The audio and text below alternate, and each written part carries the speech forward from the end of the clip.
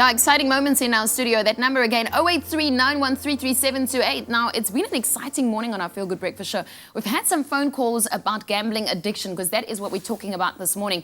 Our specialist, the consultant psychiatrist, is in our studio as well. Thank you so much, Dr. Cardo, for being here. But now, earlier we had a phone call from Owen, who admitted that he is addicted to gambling. And we just had Tony give us a call. Tony's from the National Responsible Gambling Program. And he said he'll get in touch with Owen to make sure that he gets the correct help. So Owen, see, there is help out there. While I'm on that, responsiblegambling.co.za, if you ever need to get in touch with anyone or talk about it or learn about it, because sometimes we don't know what's happening to us, responsiblegambling.co.za. There's also this show. This is your Feel Good Breakfast Show. And our lines are still open, 083-913-3728. If you want to talk about it. Our topic this morning, gambling addiction.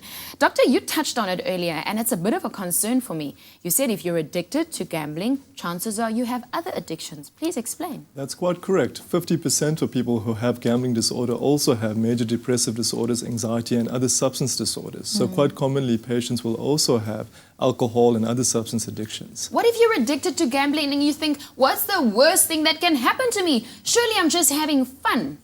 Well, that's the problem. A lot of the time, patients actually start developing severe financial consequences. They destroy family relationships. They also start developing other serious mental disorders like depression, and most severely, probably even end up committing suicide. Now, this is a scary thing. I mean, studies have shown many things, that gambling causes a whole lot of other things as well. Why am I mean, I've been told this, that gambling is actually more prevalent within children and adolescents instead of adults. Well, that's not completely true, but in certain subgroups, gambling risk is actually more common in adolescents and young adults.